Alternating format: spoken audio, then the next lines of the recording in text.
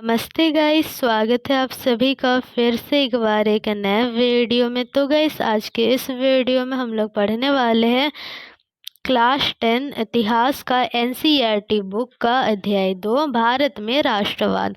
तो गाइस, आज का ये वीडियो इस अध्याय पर 10वां वीडियो होने वाला है। ठीक, तो चलिए कि शुरू कर लेते हैं। तो जैसे कि आपको पता है, पिछले क्लास में हम लोगों ने क्या पढ़ा था पिछले वीडियो में, कि किस प्रकार जो अछूत वर्ग थे तो वो सविनय अवज्ञा आंदोलन में हिस्सा नहीं ले रहे थे, उन्हें पृथक निर्वाचन क्षेत्र चाहिए था, तो वो हम लोगों ने पढ़ा था। ठीक, तो गैस आज के इस वीडियो में हम लोग मुस्लिम वर्ग के विषय में पढ़ेंगे।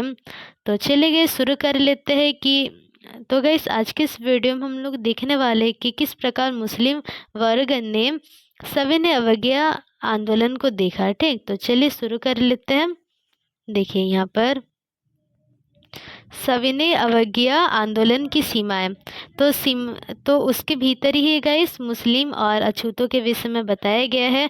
और जैसे कि गाइस आपको याद होगा कि जो द्वितीय गोलमेज सम्मेलन है, तो वहाँ पर सभी सांप्रदायिक का जो नेता है तो वो अपना अलग अलग पृथक निर्वाचन क्षेत्र का मांग करने लगे थे। तो उसमें से मुस्लिम लीग भी मुसलमानों के लिए पृथक निर्वाचन क्षेत्र का मांग किए थे। ठीक, तो मुस्लिम लीग गाइस क्या है, तो मुस्लिम राजनीतिक संगठन था। ठीक, तो चलिए शुरू करते इसको देखते। देखिए, कुछ मुस्लिम राजनीतिक संगठन सविनय अवज्ञा आंदोलन में उत्साह नहीं दिखाए। तो गैस जब सविनय अवज्ञा आंदोलन चलाया जा रहा था तो बहुत सारे मुस्लिम राजनीतिक संगठन जैसे कि मुस्लिम लीग और दूसरे जो संगठन है तो वो हिस्सा नहीं ले रहे थे, वो अपना उत्साह नहीं दिखा रहे थे सविनय अवज्ञा आंदोलन को लेकर।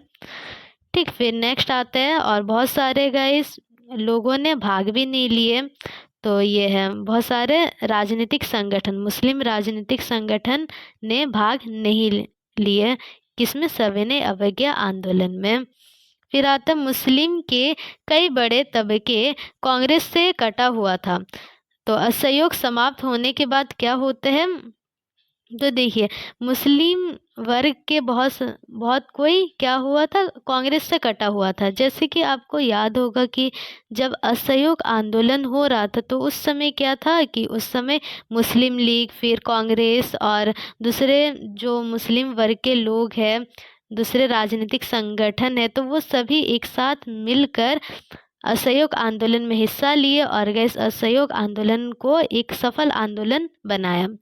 ठीक, पर क्या होता है कि सविनय अवज्ञा आंदोलन के समय जो मुस्लिम लीग है या फिर जो मुस्लिम सांप्रदायिक के लोग हैं तो वो धीरे धीरे कांग्रेस से दूर होते गए।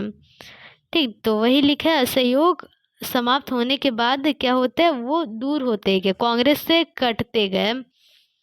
तो इसका कारण क्या था, तो देखिए जो हिंदू और मुस्लिम है तो उसमें क्या हुआ, फासला बढ़ता गया। ठीक, सांप्रदायिक टकराव हुए, सांप्रदायिक दंगे होते रहे, लड़ाइयाँ होती गई हिंदू मुस्लिम के बीच। तो इस कारण क्या होता है, मुस्लिम लीग या फिर दूसरे जो मुस्लिम राजनीतिक संगठन है तो वो सविनय अवज्ञा आंदोलन में भाग नहीं लेते हैं। फिर नेक्स्ट आता है, देखिए कांग्रेस, तो गैस इसका दूसरा भी कारण है कि क्यों उन लोग भाग नहीं ले रहे थे। तो जो हिंदू महासभा जैसे हिंदू संगठन जो है वो कांग्रेस के काफ़ी ज़्यादा करीब आते गए और इसी के फलस्वरूप क्या होता है कि जो मुस्लिम संगठन है तो वो दूर होता गया कांग्रेस से। ठीक, तो जैसे कि गैस आपको याद होगा हम लोगों ने ये भी पढ़ा था, सविनय अवज्ञा आंदोलन के दौरान जो श्रमिक वर्ग है तो वो कांग्रेस से दूर होते गए और उसका कारण क्या था, क्योंकि जो उद्योगपति है तो वो कांग्रेस के नज़दीक आते गए। ठीक, तो उसी प्रकार गए जमींदारों के लिए भी जमींदार कांग्रेस के नज़दीक आते गए और जो किसान वर्ग है तो वो धीरे धीरे करते हुए कांग्रेस से छिटकने लगे, दूर होते गए। ठीक, तो ये हम लोगों ने पढ़ा था। तो यहाँ पर भी गए हमें वैसे ही देखने को मिलते हैं, जैसे जैसे हिंदू महासभा जैसे हिंदू संगठन कांग्रेस के नज़दीक आते गए वैसे ही जो मुस्लिम संगठन है तो वो कांग्रेस से दूर होता गया। ठीक, तो नेक्स्ट आता है, नेक्स्ट पढ़ लेते हैं। कांग्रेस और मुस्लिम लीग ने गठबंधन का प्रयास किया। तो गाइस देखिए, इसके पहले जो सविनय अवज्ञा आंदोलन है, तो उससे पहले क्या हुआ, कांग्रेस और मुस्लिम लीग में हमें थोड़ा एकता देखने को मिलता है। उन लोगों ने गठबंधन का प्रयास किया। और गाइस आपको याद भी होगा कि जो असहयोग आंदोलन के समय मुस्लिम लीग भी काफ़ी ज़्यादा हिस्सा लिए थे। कहाँ पर, असहयोग आंदोलन में उनका भी काफ़ी योगदान रहा।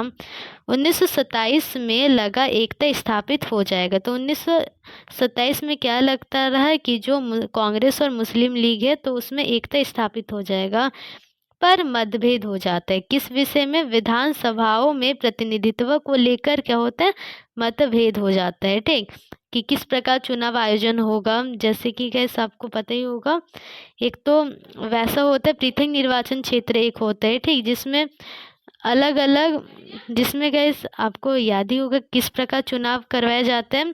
जैसे कि यहाँ पर मान लेते हैं, यहाँ पर गैस एक क्षेत्र है, तो यहाँ पर 2 जन मुसलमान हैं और फिर हिंदू को दिखा देते हैं, फिर 2 जने गैस हिंदू है। ठीक, और अगर गैस कोई मुसलमान उम्मीदवार खड़े हुए हैं, ठीक, चुनाव में, तो ये 2 जन मुसलमानी उस मुस्लिम उम्मीदवार को वोट मतदान दे सकते हैं। तो इसका यही मतलब होता है क्या, पृथक निर्वाचन क्षेत्र का। ठीक, तो वही है। फिर गैस एक होता है आरक्षित क्षेत्र, तो इसी को लेकर गैस मतभेद हो। किस बात पर मतभेद था, विधानसभाओं में प्रतिनिधित्व को लेकर मतभेद था। ठीक, कि किस प्रकार से प्रतिनिधित्व दिया जाए, जैसे पृथक निर्वाचन क्षेत्र दिया जाए या फिर आरक्षित सीटों का आयोजन किया जाए। ठीक, तो ये है। फिर नेक्स्ट आता है, देखिए, मुस्लिम नेता मोहम्मद अली जिन्ना का कहना था। तो वो क्या मांग कर रहे थे, मुस्लिम नेता मोहम्मद अली जिन्ना, जो कि मुस्लिम लीग का भी नेता थे। ठीक, क्या बोले, मुस्लिम लीग का नेता, मुस्लिम लीग, ठीक, जिसका स्थापना 1906 में हुआ था। तो वो पृथक निर्वाचन क्षेत्र, सबसे पहले वो पृथक निर्वाचन क्षेत्र का मांग कर रहे थे, पर जब उनका मांग को नहीं माना जा रहा था तो वो अपना मांग को छोड़ने को तैयार थे।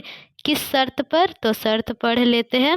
देखिए, कि जो केंद्रीय सभा है तो उसमें मुसलमानों को आरक्षित सीटें मिले। ठीक, मतलब जो सीटें हैं तो वो उन्हें रिजर्व्ड मिले केंद्रीय में।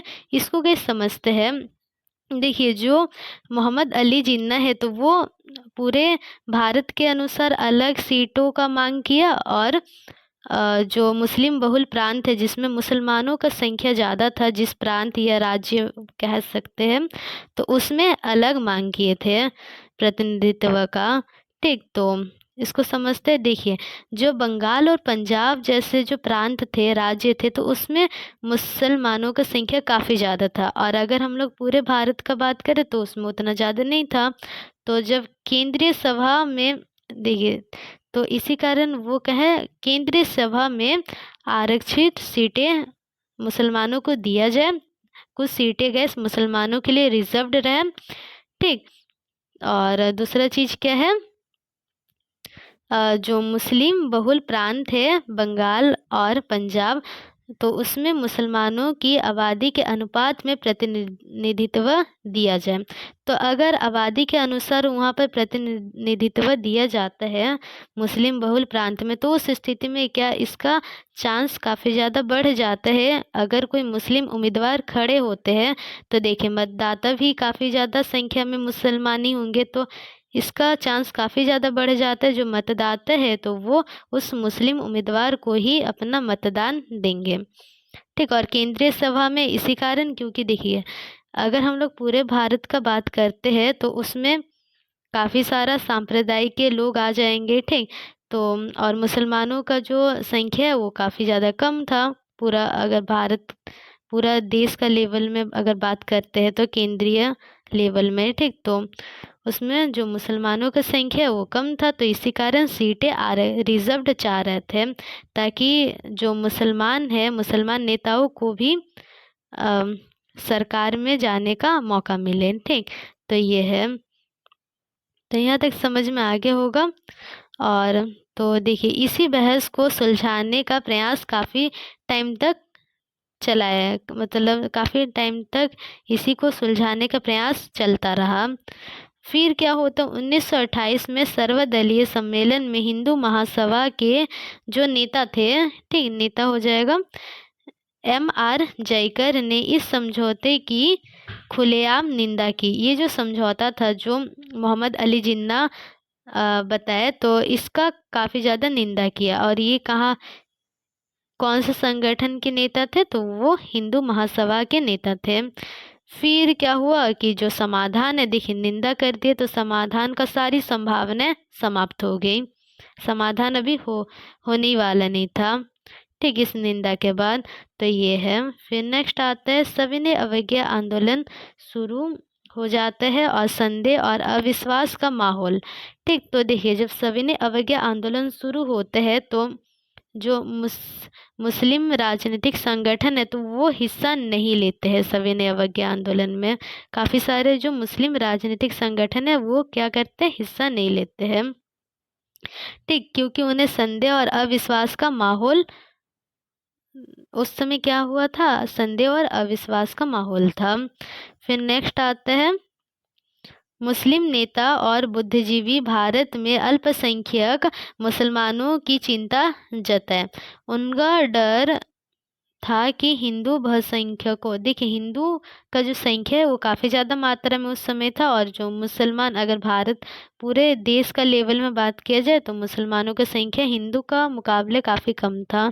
तो उनका डर क्या था कि जो हिंदू बहुसंख्यक के कारण अल्पसंख्यकों की जो संस्कृति और पहचान है तो वो मिट ना जाए। तो उनको यही डर लगा रहता था कि जो हिंदू है वो काफ़ी ज़्यादा संख्या में है, तो ऐसा ना हो कि जो मुसलमानों का अधिकार है तो वही समाप्त हो जाए, उनका संस्कृति खत्म हो जाए। तो ये है। तो आशा है कि गाइस आज की क्लास में जो भी पढ़ाया गया वो आपको समझ में आया होगा, और अगर वीडियो पसंद आए तो वीडियो को लाइक कर दीजिएगा, और इसका जो PDF है तो उसका लिंक आपको डिस्क्रिप्शन बॉक्स में मिल जाएगा, आप लोग वहाँ से जाकर इसका PDF को डाउनलोड कर सकते हैं। तो चलिए मिलते हैं नेक्स्ट क्लास में।